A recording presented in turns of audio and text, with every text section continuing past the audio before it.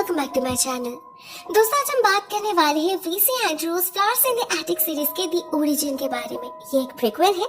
इसके आगे के पार्ट्स 2014 में रिलीज हो चुके थे, जिनका एक्सप्लेनेशन आपको इसी चैनल पे मिल जाएगा। लिंक्स मैं आई बटन और डिस्क्रिप्शन बॉक्स में डाल दूंगी। बात करें पर्टिकुलरली इस सीरीज दी ओरिजिन के बारे में, तो इसके 4 एपिसोड्स हैं जो मैं इस वीक एक्सप्लेन करने वाली हूँ। जिन्होंने अभी तक flowers in the Attic series नहीं देखा, वो यहाँ से शुरू कर सकते हैं। जिन्होंने देखा है उन्हें तो मेरी स्टोरी पता ही होगा, तो उनके लिए समझना शायद आसान होगा। आज हम ओरिजिन सीरीज के फर्स्ट एपिसोड द मैरिज को डिस्कस करेंगे, तो चलिए स्टार्ट करते हैं। ये कहानी स्टार्ट होती है ओलिविया के लास्ट टेस्टामेंट के साथ। ओलिविया विनफील्ड फॉक्सवर्थ यानी कि कोरीन की माँ, क्रिस एंड कैथी की नानी और इस कहानी की मेन विलेन, एक ऐसी औरत जिन्होंने अपने ही ग्रैंड चिल्ड्रन को सालों तक एटिक में कैद रखा, उनसे जानवरों से भी बदतर सलूक किया और फिर उन्हें मारने की कोशिश भी की।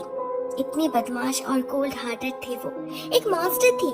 एटलीस्ट उनके करतूतों से तो वही लगता था, मगर असलियत कुछ और भी थी। वो भी बाकियों की तरह एक विक्टिम ही थी इस फॉक्सवर्थ हॉल का। अपने लाइफ टाइम में बहुत कुछ सहना पड़ा उन्हें, बहुत सारे सैक्रिफाइसेस देने पड़ी जो कभी किसी को पता नहीं चला। बहुत सी अनकही बातें वो जिंदगी भर छुपाती रही। किसी ने कभी उनके नजरिए से उनके जिंदगी को देखने की कोशिश ही नहीं की। तो मरने से पहले उन्होंने अपने लास्ट वे में अपनी वो सारी अनकही बातें छोड़ गई, जिससे लोगों को उनके ट्रू सेल्फ के बारे में पता चले। वो श्योर है पूरी कहानी को जानने के बाद कोई उसे जज नहीं कर पाएगा। उसकी कहानी शुरू होती है 1920 के आसपास, जब वो अपने पिता मिस्टर विनफील्ड के साथ उनका बिजनेस संभालती थी। उस समय के बाकी लड़कियों से बिल्कुल ही अलग थी वो, जिसे मेकअप और अच्छे कपड़े की जगह बिजनेस और बुक्स में इंटरेस्ट था। ऐसे इंडिपेंडेंट फेमिनिस्ट लड़की से कौन शादी करेगा? वो बहुत पहले ही सारे होप्स छोड़ चुकी थी, मगर उसके पिता नहीं। एक दिन वो अपने बेटी को वर्जीनिया के एक रिच बिजनेसमैन के बारे में बताते हैं, मिस्टर मैल्कम फॉक्सवर्थ। फॉक्सवर्थ माइनिंग कंपनी का एक लौता वारिस। बिजनेस के सिलसिले में वो आ ही रहे हैं, तो क्यों ना ओलिविया एक बार उनसे मिल ले। पैसा, प्रॉपर्टी, फेम सब कुछ है उसके पास, अच्छे बैकग्राउंड से भी बिलोंग करता है, और क्या चाहिए। ओलिविया अपने पिता को मना तो नहीं करती, मगर उसे मन ही मन पता था मिस्टर फॉक्सवर्थ उसके जैसे लड़के को पसंद कभी नहीं करेंगे। तो वो मीटिंग को स्ट्रिक्टली प्रोफेशनल ही रखती है, अपने तरफ से कोई इंटरेस्ट शो नहीं करती।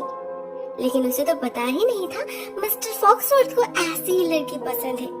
वो उसी रात ओलिविया को सबके सामने डेट पर जाने के लिए पूछते हैं। ओलिविया भी राजी हो जाती है और ऐसी शुरुआत होती है उनके रिश्ते की। इसके बाद कुछ दिन बिल्कुल सपने की तरह बीतते हैं। ओलिविया को तो यकीन तक नहीं हो रहा था। बहुत खुश थी वो, लेकिन प्यार में अंधी नहीं। जब मैल्कम उससे शादी के लिए प्रपोज करते हैं, वो जवाब देने से पहले उनके बारे में सारी जानकारी हासिल करती है। पता चलता है उनका प्रोफेशनल लाइफ तो बहुत ही ज्यादा ट्रांसपेरेंट है, मगर पर्सनल लाइफ नहीं। उन्होंने कहा था जब वो सिर्फ 5 साल के थे तभी उनकी माँ गुजर गई थी, जबकि ओलिविया को पता चलता है ये झूठ है।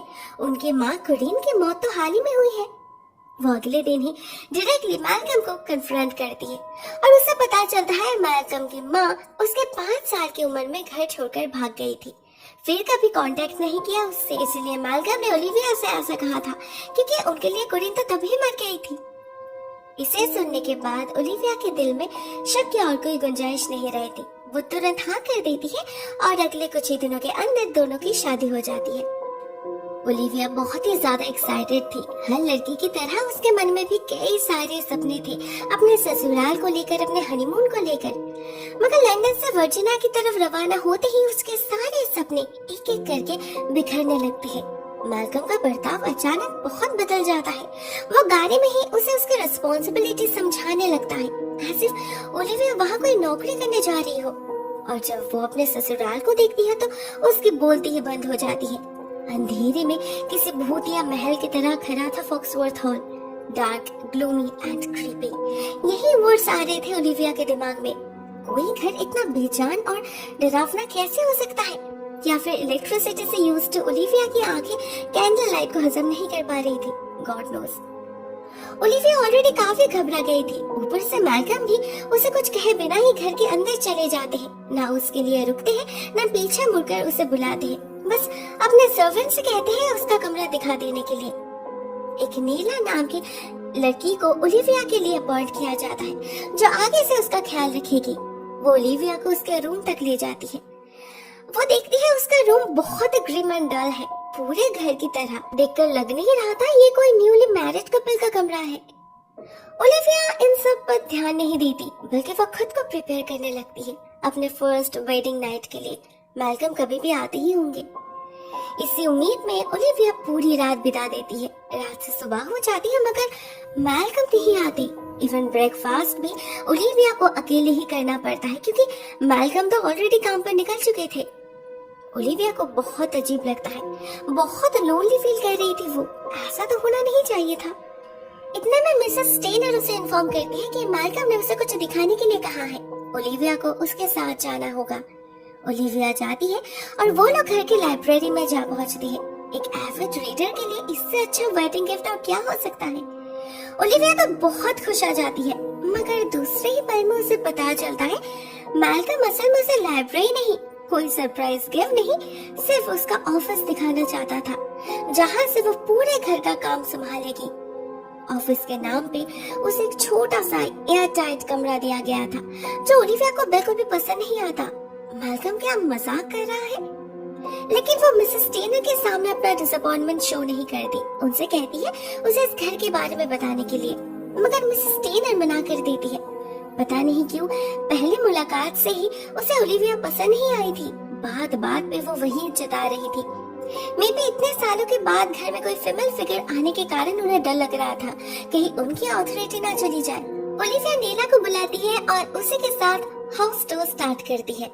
इस ट्रेन की तरफ जाने पर उन्हें एक कमरा दिखता है, जिसके दरवाजे पर एक बहुत बड़ा ताला लगा हुआ था। उसी कमरे से एटिक में जाने का रास्ता था। वही एटिक जहाँ हर परिवार अपनी सीक्रेट्स छुपा कर रखते हैं, पुरानी चीजें, पुरानी यादें जो वो नहीं चाहते और किसी के सामने आए। ओलिविया को तो यही जानना था, लेकिन नीला को ऊपर जाने का परमिशन नहीं था, तो उसे अकेले ही जाना पड़ता है।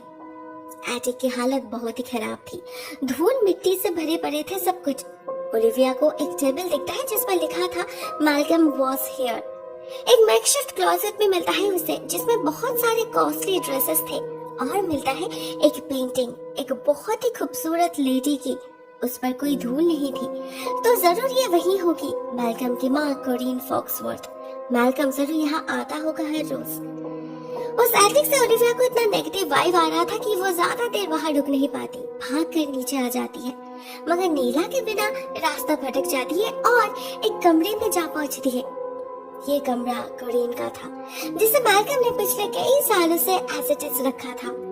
ओलिविया को इस कमरे में देखकर वो बहुत ही ज्यादा गुस्सा हो जाते हैं, उस पर चिल्लाने लगते हैं, बहुत ही इंसल्टिंगली उसे निकल जाने के लिए कहते हैं। मगर ओलिविया को इस परिवार के बारे में जानना था, इसीलिए वो हार नहीं मानती। बातों बातों में मैल्कम को कन्विंस कर ही लेती है, और इस बार खुद मैल्कम उसे कमरे में ले जाता है। यहाँ पर हम नोटिस करते हैं अपने माँ के प्रति मैल्कम का बर्ताव काफी वियर्ड है। एक तरफ वो उनकी बुराई कर रहा था, तो दूसरी तरफ तारीफ भी। ऐसा लग रहा था जैसे वो ऑब्सेस्ड हो अपने माँ से, एक ही साथ उनसे प्यार करता है और नफरत भी। इस पॉइंट पे ओलिविया अपने पति को किस करने की कोशिश करती है। उसे लगा था ये बहुत नॉर्मल है, मगर मैल्कम ऐसे रिएक्ट करता है जैसे उसने बहुत ही बड़ा पाप किया हो। बहुत ही डिस्गस्टेड वे में वो ओलिविया को अपने कमरे में वापस जाने के लिए कह देता है। ओलिविया ऐसे रिएक्शन के लिए प्रिपेयर्ड नहीं थी। ऐसे ह्यूमिलिएशन उसने पहले कभी फेस नहीं किया, ना कभी उसे इतनी शर्म आई। वो समझ नहीं पाई क्यों, उसकी गलती क्या थी। लेकिन वो फिर से ट्राई करती है। उसे कुछ भी करके मैल्कम का दिल जीतना ही था, तो वो वेडिंग पार्टी का सारा रिस्पॉन्सिबिलिटी अपने ऊपर ले लेती है। डेकोरेशन से लेके मेन्यू तक हर एक चीज खुद सुपरवाइज करती है। बहुत एफर्ट डालती है जिससे कहीं कोई कमी न रह जाए। वो इस घर को बदलना चाहती थी, इस बेजान खंडर में जान डालना चाहती थी। वो इस तरह से सजाना चाहती थी जिससे इलेक्ट्रिसिटी के बिना भी सिंपल कैंडल लाइट में ही सब कुछ शाइन करे, of course in a decent way. देखते देखते 2 हफ्ते बीत जाते हैं और वो दिन आ ही जाता है जब मैल्कम उसे अपनी कम्युनिटी के सामने प्रेजेंट करने वाला था। अपने प्रेजेंटेशन में कोई कमी नहीं रखती ओलिविया। अपने टेस्ट के according new dress, subtle jewellery में सजाती है खुद को। वो श्योर थी इसमें मैल्कम कोई फ्लॉस निकाल ही नहीं पाएगा। मगर होता कुछ और ही है। मैल्कम को कुछ भी पसंद नहीं आता, सब कुछ ही बेकार लगता है उसे। सबके सामने तो वो कुछ नहीं कहता, मगर पर्सनली ओलिविया को फिर से एक बार उसके ह्यूमिलिएशन का शिकार बनना पड़ता है। उसके नजर में ओलिविया किसी प्रोस्टिट्यूट की तरह लग रही थी और डेकोरेशन भी थर्ड क्लास ही थी। अपने लाइफ में कभी ओलिविया ने इतना ब्रोकन फील नहीं किया था। उसे इतनी शर्म आ रही थी कि वो बस पार्टी खत्म होने का इंतजार कर रही थी, और जैसे ही वो होता है सारे गेस्ट वापस चले जाते हैं, ओलिविया अपने कमरे में आके रोने लग जाती है। उसे कुछ समझ नहीं आ रहा था, ये उसने किससे शादी की, कैसे एडजस्ट कर पाएगी वो मैल्कम के साथ। मगर उसे पता नहीं था ये बस शुरुआत है। मैल्कम का असली चेहरा तो अभी तक उसने देखा ही नहीं था, जो बहुत ही भयानक है। उसी रात मैल्कम उसे खींचकर घसीटते हुए अपने माँ के कमरे में ले जाता है और उसका रेप करता है। जब ओलिविया उसे रोकने जाती है, चिल्लाती है, मैल्कम उल्टा उसका मुंह बंद कर देता है। उसे ओलिविया के तकलीफ से कोई मतलब नहीं था, जैसे उसकी कोई कीमत ही नहीं थी। ओलिविया उसी वक्त डिसाइड कर लेती है कि वो घर लौट जाएगी। यहाँ इस हैवान के साथ रहना इम्पॉसिबल है। तो वो नीला से कहकर सारा सामान पैक कर लेती है और उसे स्टेशन तक छोड़ने के लिए कहती है। सब कुछ प्लान वाइज चल रहा था। मैल्कम के निकलते ही वो लोग निकलने वाले थे, मगर ठीक उसी वक्त ओलिविया का कजिन एमोस आ पहुंचता है उसके घर। वो काफी परेशान दिख रहा था, स्पेशली इसलिए क्योंकि उसके रिपीटेड टेलीग्राम्स के बाद भी ओलिविया ने रिप्लाई नहीं दिया था उसे। अब ओलिविया जवाब तो तब देगी ना जब उसे वो टेलीग्राम्स मिलेंगे। वो सब तो मिसेस टे ने छुपा देती थी। एमोस से ओलिविया को एक बहुत बुरी खबर मिलती है। उसके पिता मिस्टर विनफील्ड और नहीं रहे। कुछ दिन पहले अचानक ही उनकी मौत हो गई और उनके साथ साथ उनका बिजनेस भी खत्म हो गया। किसी को पता नहीं था वो कर्ज में डूबे हुए थे, इवन उनका घर भी गिरवी था। मतलब ओलिविया के पास जाने की और कोई जगह नहीं बची। यहीं पर घुट घुट कर मरना होगा उसे। उसे समझ नहीं आ रहा था किसके लिए ज्यादा दुख होना चाहिए, अपने पिता के लिए या फिर अपने लिए। एमोस तो निकल जाता है और ओलिविया रह जाती है इसी नरक में। अपने ही घर में ट्रैप्ड हो चुकी थी वो। हर रात उसके साथ वही हादसा रिपीट होता रहता है। उसके मर्जी के बगैर ही मैल्कम उसे यूज करता रहता है, मगर वो प्रोटेस्ट तक नहीं कर पाती।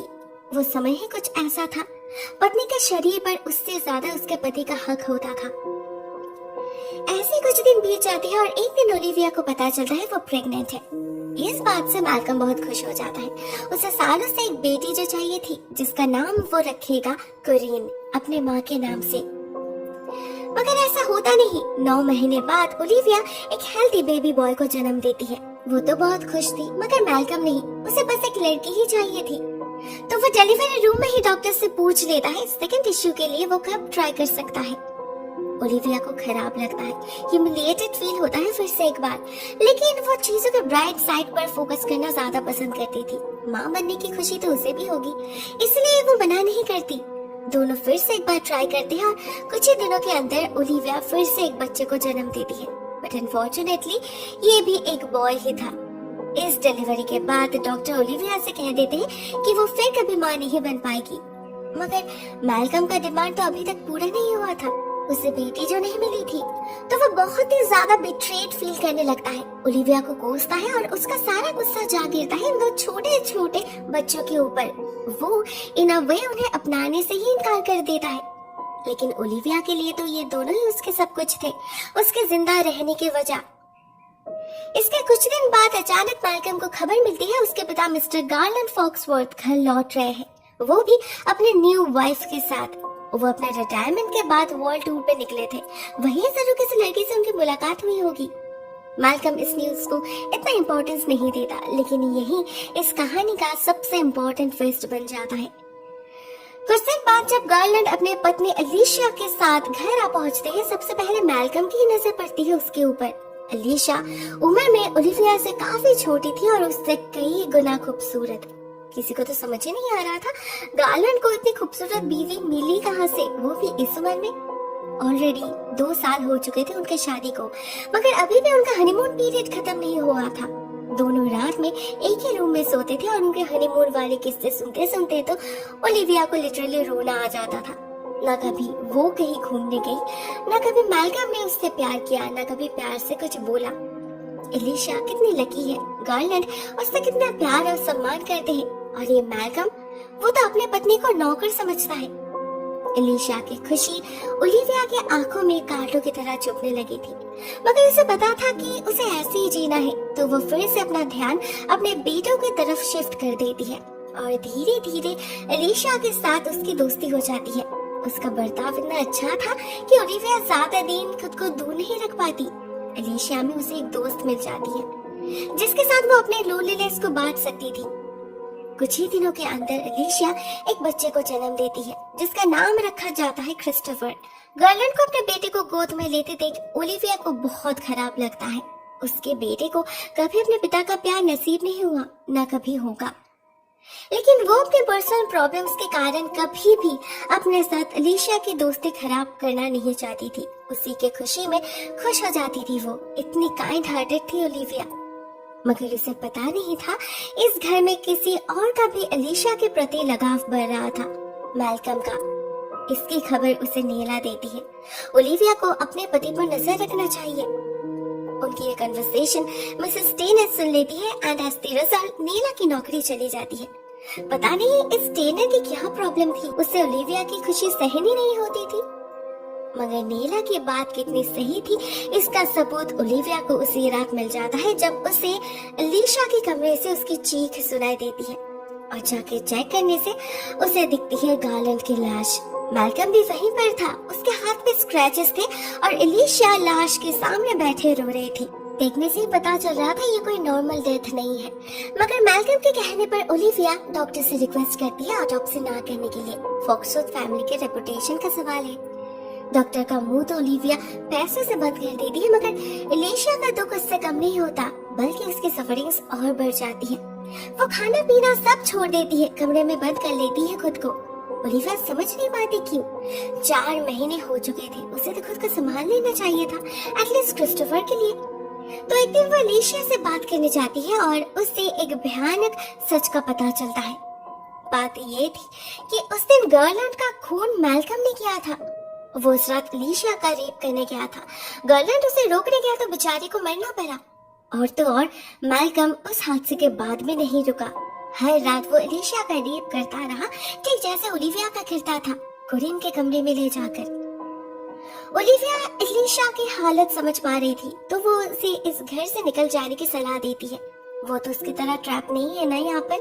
वो यंग है, रिच है, वो अपनी जिंदगी फिर से नई तरीके से शुरू कर सकती है। मगर एलिशा राजी नहीं होती क्योंकि ऑलरेडी बहुत लेट हो चुका था। वो प्रेग्नेंट थी और इस बच्चे का बाप मैल्कम था। इस बात को सुनने के बाद ओलिविया का दिमाग पूरी तरीके से ब्लैंक पड़ जाता है। उसे समझ ही नहीं आ रहा था उसे कैसे रिएक्ट करना चाहिए। मैल्कम ने उसे इतना बड़ा धोखा दिया। वो डिसाइड कर लेती है इसका बदला वो जरूर लेगी। मैल्कम को इसकी कीमत चुकानी पड़ेगी, मगर वो सिर्फ रिवेंज नहीं होगा। उसकी इस कमजोरी का यूज करके वो उसे अपने मुट्ठी में कर सकती है, अपने सारे ह्यूमिलिएशन का बदला ले सकती है और अपने बच्चों का फ्यूचर भी सिक्योर कर सकती है। सबसे पहले ओलिविया नीला को खबर भेजती है फॉक्सवर्थ हॉल में वापस आने के लिए। यहाँ पर हमें पता चलता है नीला की एक बेटी भी है, सीलिया, जिसे वो सबसे छुपा कर रखती है। अब इससे स्टोरी का क्या कनेक्शन वो तो हमें बाद में पता चलेगा, बट फॉर नाउ हम देखते हैं ओलिविया उसी रात मैल्कम को कन्फ्रंट करती है रेप के बारे में, जिससे Malcolm without any hesitation accept भी कर लेता है क्योंकि उसे किसी से कोई डर नहीं, उसे कोई फर्क नहीं पड़ता। उसे तो बस एक बेटी चाहिए थी।